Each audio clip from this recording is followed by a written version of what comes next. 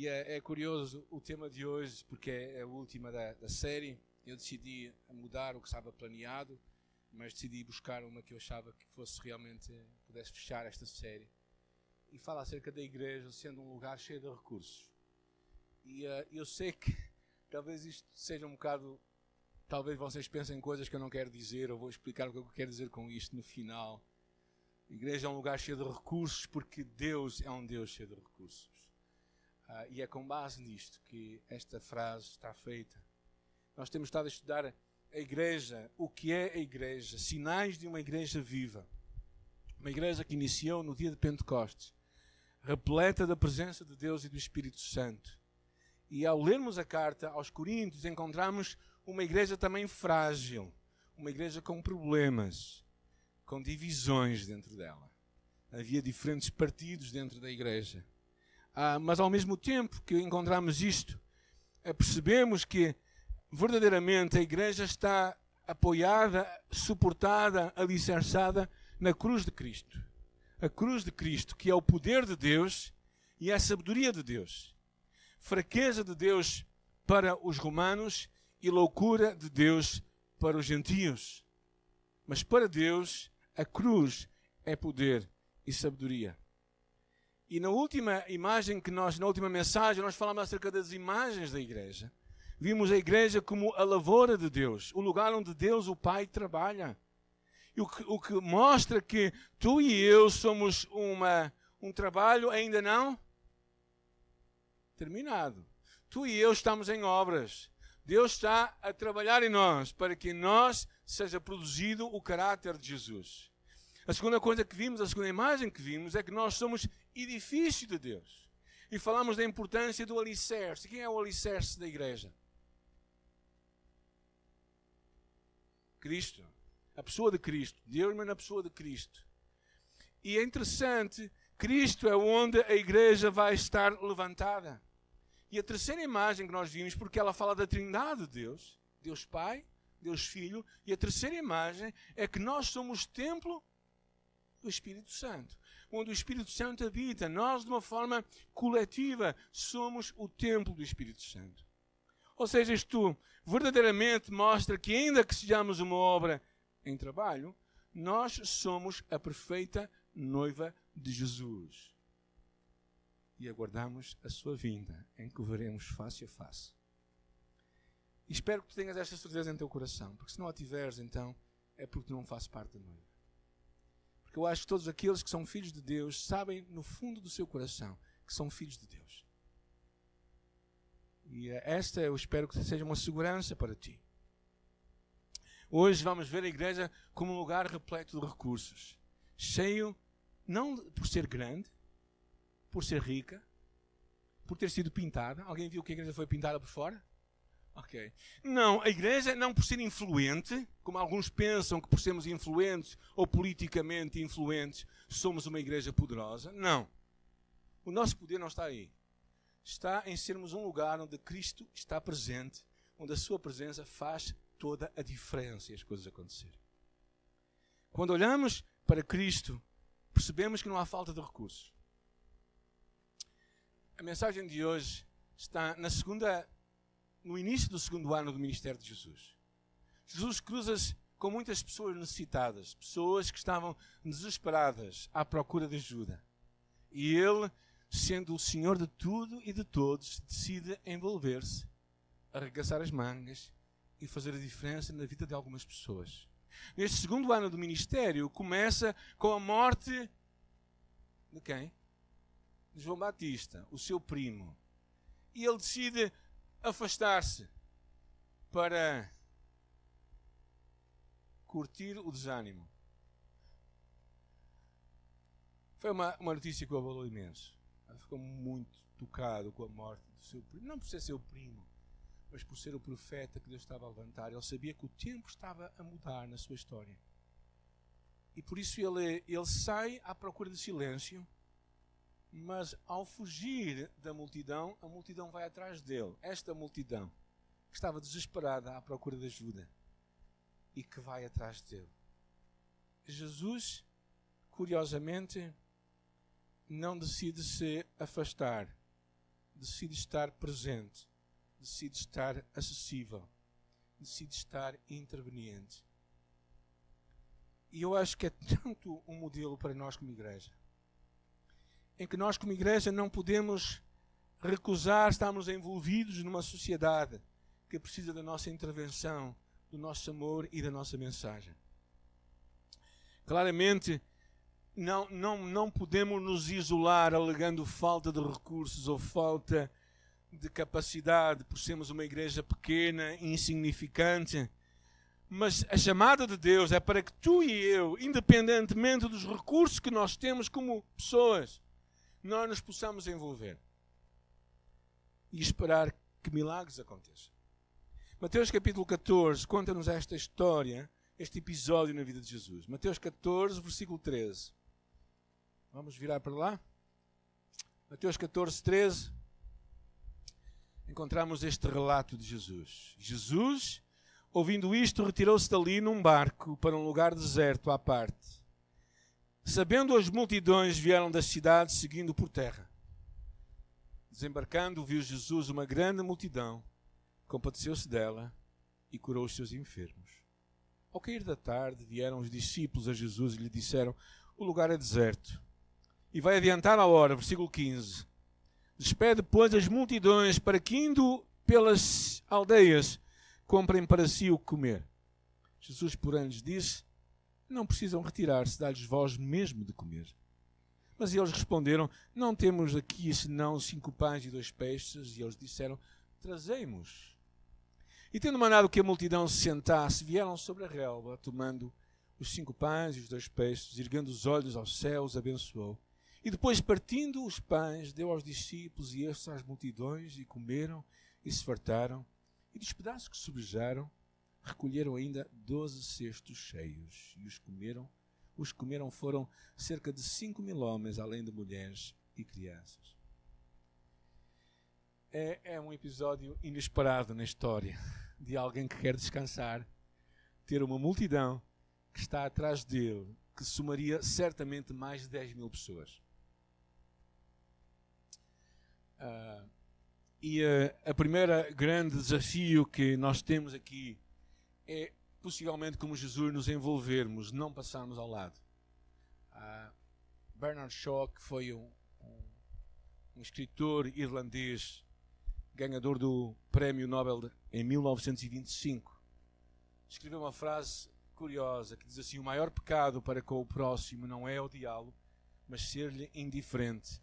Esta é a essência da desumanidade. Por isso, se calhar o maior pecado que tu e eu poderemos ter perante a necessidade, seja ela qual for, e vamos falar também na necessidade espiritual, porque talvez é mais gritante, é não sermos indiferentes. Não passarmos ao lado. Jesus claramente não passou ao lado. Naquele lugar deserto, ele decidiu, cheio de compaixão, daquela multidão, com muita gente, com muitas necessidades, e ele não passou ao lado. Tudo começa no coração. Tudo começa se tu e eu sentimos ou não sentimos compaixão, ou se passamos certamente indiferentes. Não sei se vocês reparam, mas hoje, mesmo falando acerca de pessoas que pedem na rua, nós somos tão indiferentes que nem reparamos nas pessoas que às vezes estão na rua a pedir. Elas tornam-se quase que um objeto. Mas Jesus claramente não era indiferente. E ele sentia compaixão pelas pessoas. Quando nós amamos a Deus e os nossos corações estão cativados pelo seu amor, nós somos constrangidos para alcançar aqueles que estão longe de Jesus. E esta, se calhar, é a maior chamada que tu e eu temos hoje, nesta manhã. É estarmos ao lado de Jesus, olhando para as pessoas tal qual Ele olha para elas. Tal qual Ele as vê. Ou seja, parar para podermos ouvir, para verdadeiramente nos importarmos. Jesus vê as pessoas com necessidades. Ele se envolve. Ele não passa ao largo. Ele se envolve na miséria, no sofrimento, na necessidade e na mensagem. Tal como a história que ele conta acerca daquele homem que descia, diz assim, ocasionalmente descia pelo mesmo caminho um certo sacerdote, falando daquele que estava deitado lá. e vendo-o passou ao largo. Igual modo passou um levita. Chegando àquele lugar e vendo-o passou de largo daquele homem que estava moribundo no chão. Mas um samaritano que indo de viagem chegou ao pé dele e vendo-o moveu-se de íntima compaixão. É esta a ênfase que eu gostaria que tu guardasses nesta manhã. É verdadeiramente se tu te moves de íntima compaixão. Se tu és como este samaritano que se importa suficientemente para parar, para olhar, para cuidar. Ou se tu és como o sacerdote, se és como o levita que passa ao lado e que não vê. Basicamente, não vê. Eu gostava que tu abrisses os teus olhos não só para as necessidades físicas, mas para as necessidades espirituais, cujo destino será eterno. E às vezes nós esquecemos isso. Esquecemos que aquilo que tu hoje satisfazes terminará aqui. Não quer dizer que nós não devamos intervir, como nós como igreja procuramos fazer isso, mas verdadeiramente a tua compaixão tem que ir muito mais do que suavizar a dor e a necessidade do próximo. Material. Tens que ver muito além. Porquê?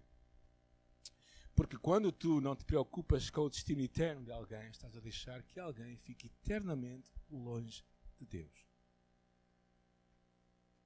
E não há hipótese depois. O que tu puderes fazer por alguém será nesta vida, não será na próxima. E eu quero te desafiar nesta manhã a tu poderes verdadeiramente deixar que no teu coração seja levantado um grito por aqueles que tu conheces, que não conhecem Deus. Eu vou ler um excerto de um livro que eu estou a ler e vou traduzi-lo ao mesmo tempo, por isso pode ficar um bocadinho engasgado, não esperem por mim, está bem? Deus ainda está à procura nos lugares escuros, à procura daqueles que estão perdidos. Deus é aquele que procura. Ainda que haja pessoas que estão à procura de verdades espirituais, a verdade é que Deus sempre está à procura em primeiro lugar. E Ele é o que primeiro procura.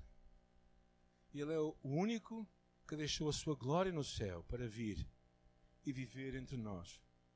E Deus chama-nos a nós como seus seguidores para sair dos nossos negócios e procurar também. Nós devemos nos juntar a Ele à procura daqueles que estão perdidos. E eu quero te desafiar hoje, nesta manhã, a te incomodares de forma a teres compaixão à procura daqueles que estão perdidos. E esse é o maior negócio que tu e eu podemos estar. É o maior desafio que tu e eu podemos ter. É o maior legado que tu podes dar a alguém. É ajudá-lo a conhecer a Deus para passar a sua eternidade com Deus. E Jesus sabia isto. Sabia que a sua mensagem começava assim. A história, olhando para o texto em Mateus capítulo 14, a partir do versículo 15, nós percebemos que ela avança de uma forma incrível e nos dá uma lição muito simples, que se usarmos tudo, ainda que seja pouco, que nós temos, Deus fará muito. Eu quero enfatizar isto. Se nós usarmos tudo, ainda que seja pouco, o que nós temos, Deus fará muito. Porque com o passar da hora, Ele leva Jesus. Os discípulos falam com Jesus para que Ele despeça a multidão, a fim de que esta volte para a sua casa. Estavam longe de onde haveria comida. É curioso, se nós lemos os textos paralelos nos outros evangelhos, vamos ficar com muita mais luz sobre esta passagem. Porque no livro de João diz assim, que um deles disse: Senhor, não chegaria 200 denários para alimentar esta multidão. E 200 denários seria mais ou menos meio ano de trabalho. Vamos pôr isto por contas redondas. Se uma pessoa ganhar 750 vezes 6 meses são 4.500 euros. O que eles estavam a dizer é: Senhor, não chegaria a 4.500 euros para nós alimentarmos esta multidão nos dias de hoje. Filipe é prático nos cálculos, mas péssimo nas conclusões.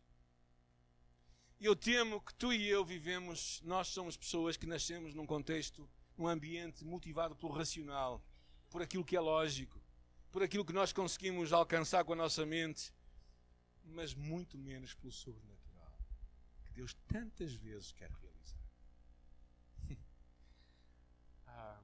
E é isto que eu quero, é por isso que eu vou até à Guiné-Bissau, porque naturalmente, vou-vos ser muito honesto, esta semana tive algumas noites que passei um bocadinho mais a branco do que a negro, ou melhor, mais negro do que branco, porque abri os olhos, não é? Mas, e sinto-me inadequado de algumas formas, sinto-me incapaz, sinto-me que não consigo compreender o contexto em que eles vivem, não sei a sua mentalidade, não consigo entender os desafios que eles têm, sinto-me com receio de que aquilo que eu vou partilhar talvez não seja feito da melhor maneira, mas mesmo assim eu decido fazer uma coisa, decido pegar no tudo que eu tenho, que é muito pouco, que é um pouco da minha vida, e dar tudo para que Deus faça uma diferença. Eu acredito que isso vai acontecer. Pelo racional, nunca, nem sairia de Portugal. Não iria estar a gastar dinheiro e tempo para ir até a Guiné-Bissau, mas porque acredito que Deus é capaz de fazer, no meio de toda a incerteza, algo, então eu saio. Porque o que é interessante é que quando eles estão a falar para mandarem a multidão embora, Jesus diz uma coisa curiosa que eu nunca tinha reparado. Versículo 16. O que é que Jesus diz? Não precisam de retirar-se. Algumas dizem assim, não é necessário. Ou seja, eles não têm que se ir embora, eles podem ficar aqui. E claro, no meio daquela multidão encontrarmos o Evangelho de João, mostra-nos isso, encontramos uma criança, vamos chamar o Francisco. O Francisco está aqui, mas vamos chamar o Quiquinho, não é? É uma criança, gordinho, o Francisco não é muito gordinho. O Quiquinho que era gordinho e que a mãe lhe deu a merenda para o lanche. E o Quiquinho pega naquele lanche e entrega a Jesus. Era pouco, mas era tudo. E é isto que eu acho curioso, não é? Se tu e eu estivermos dispostos a entregar tudo a Deus, mesmo que pareça pouco, fará uma grande diferença. E eu digo aqui que eu creio que Deus dá a cada geração recursos para cumprir a sua chamada. Alcançarmos a nossa geração. E por isso eu acredito que Deus em Portugal tem poder, capacidade para alcançarmos a nossa geração com o que nós temos. Se nós estivermos dispostos a dar tudo, pode ser pouco, mas tudo nas mãos de Deus faz uma grande diferença. E para mim, o Evangelho de João, ele traz uma luz diferente, porque é naquele Evangelho que Jesus, depois de ter alimentado aquela multidão, ele diz uma coisa curiosa, ele diz, trabalhai não pela comida que parece, mas pela comida que permanece para a vida eterna, a qual o Filho do Homem nos dará, porque este o Pai, Deus, o selou. A chamada de Jesus perante aquela comida que estava a ser proposta ali, era que tu e eu passássemos a ter uma outra visão, que fôssemos muito mais além do compaixão por comida, pão e peixe, que nós fôssemos muito mais além por aquela comida espiritual que verdadeiramente todo o ser humano precisa para a vida eterna. E por isso é que tu e eu temos que estar dispostos a dar tudo o que nós temos para que outros sejam alcançados pelo amor de Cristo. Pelo amor de Cristo. Por isso é que Cristo nos manda ir a todas as nações. Entregarmos a Deus o tudo, sendo mesmo o pouco que temos, e Ele fará muito. E o que eu falo aqui, gente, não é de dinheiro. Esqueça o dinheiro. Deus está pouco preocupado com o teu dinheiro. Deus está mais preocupado com a tua vida. Com o que tu tens, com o que tu pensas, com o teu coração. O dinheiro é uma coisa marginal. Sabem porquê? Porque verdadeiramente o que Deus está preocupado é com a tua eternidade, é com o teu coração, é com tu buscares o reino de Deus em primeiro lugar. Reparem bem no desafio de Jesus quando ele disse: ide e fazei discípulos de todas as nações. Pensem na dimensão da tarefa que ele tem para nós. Uma multidão neste caso. Pensem na dimensão dos recursos que nós podemos dizer muito pouco, mas o pouco nas mãos de Deus fará uma grande diferença. E a pergunta não é se tu tens muito ou pouco, a pergunta é se tu estás disposto a dar tudo.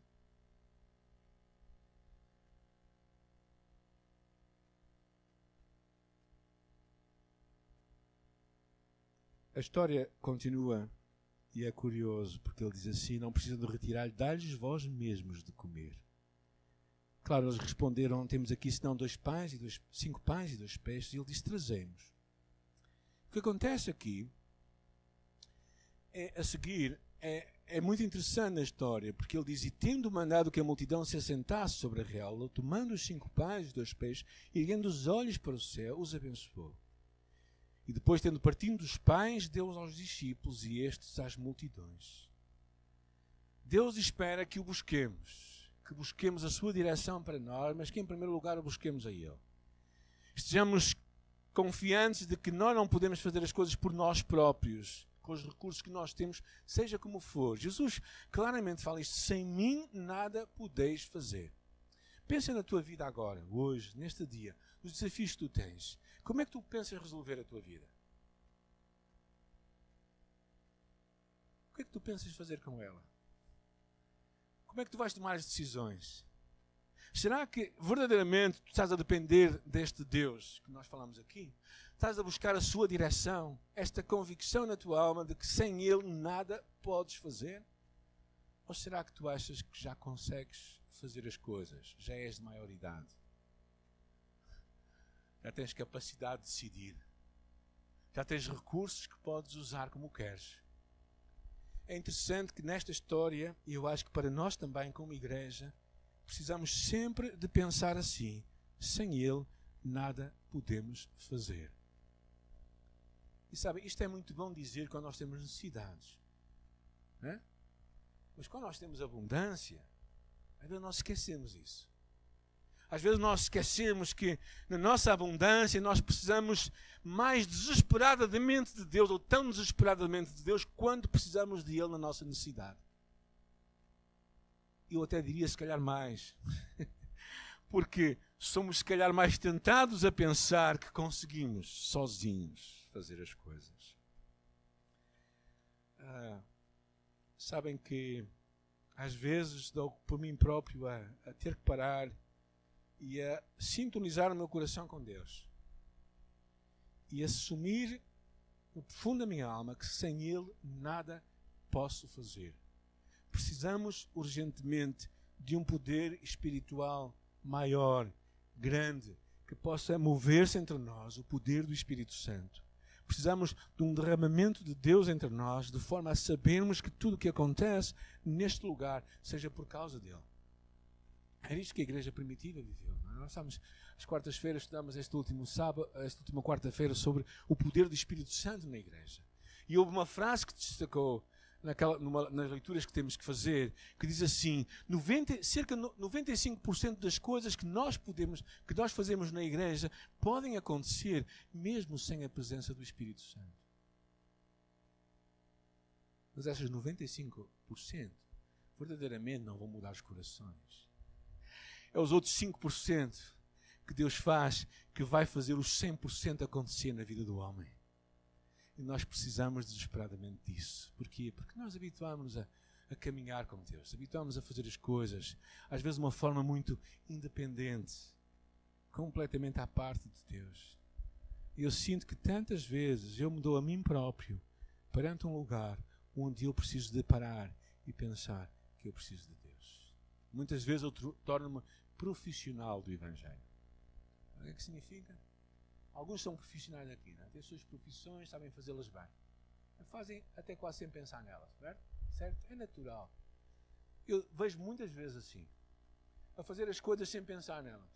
Fazer as coisas porque tenho que fazer, porque sou profissional, sou pago para isso, sei fazer as coisas, até sei pregar mais ou menos, as pessoas até me ouvem, até de vez em quando até consigo verdadeiramente ir mais além, mas houve uma altura em que eu vi-me a mim próprio a fazer as coisas sem parar, sem buscar a Deus, sem depender de Deus. E Deus parou-me.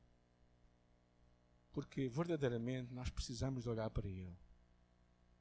É interessante esta imagem, quando Jesus toma este pão. A primeira coisa que Ele faz, Ele toma o pão, Ele dá graças, Ele parte, Ele distribui. Claramente uma imagem da ceia. Uma imagem da ceia que Jesus haveria de fazer pouco tempo depois, poucos anos depois, na última despedida dos seus discípulos, e também ao mesmo tempo uma preparação, eu acredito, para a ceia do Cordeiro. Quando nós olhamos para o desafio de Jesus para nós, portanto, ir de fazer discípulos de todas as nações, esta ordem é dada para quem? Para ti. Para mim. Eu quero te perguntar, tu estás a fazer discípulos? Porque é disto que estamos a falar. Tu estás verdadeiramente empenhado em tocar outras pessoas com a mensagem de Cristo?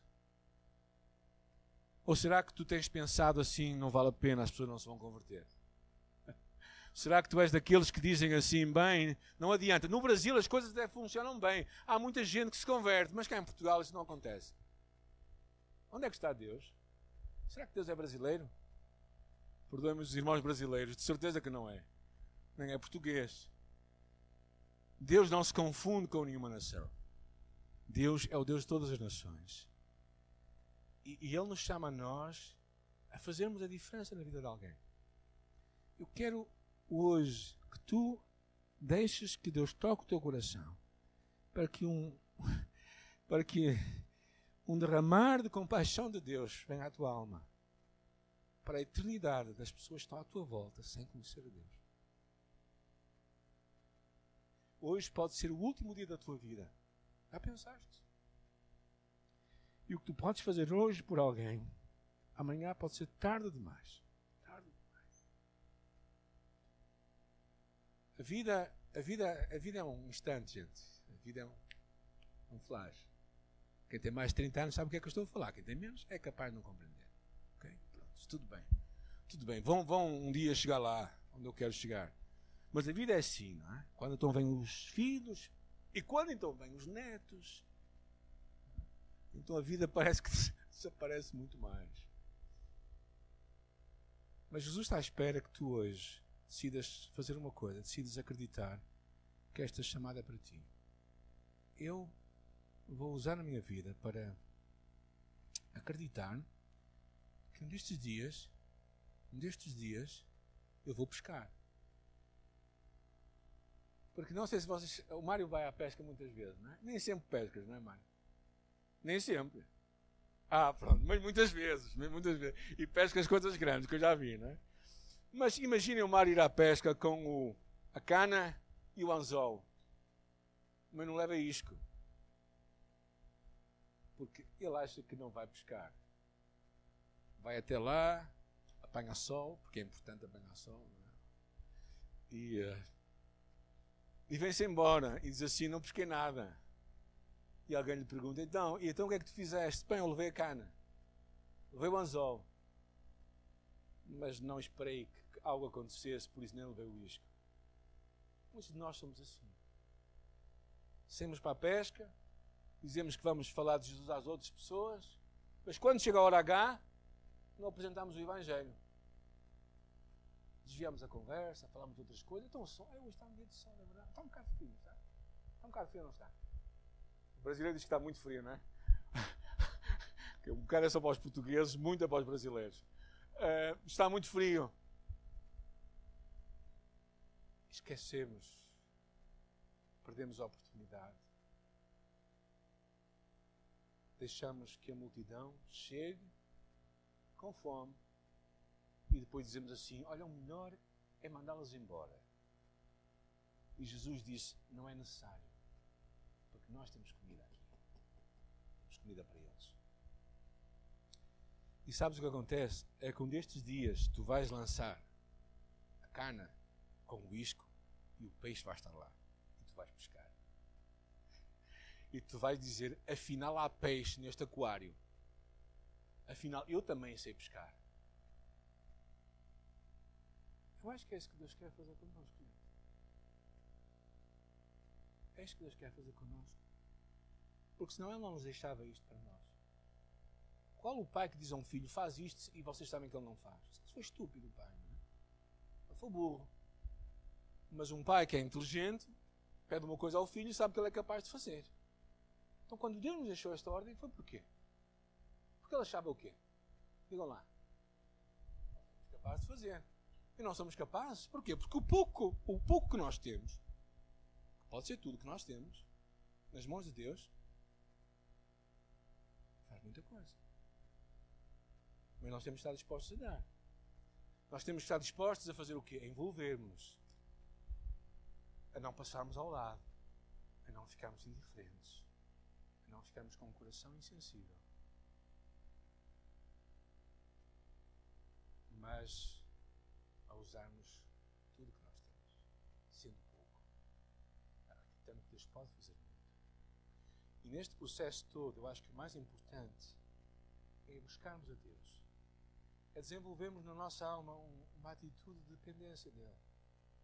Aquele pensamento que sem Ele nada podemos fazer. É tão urgente em nosso coração.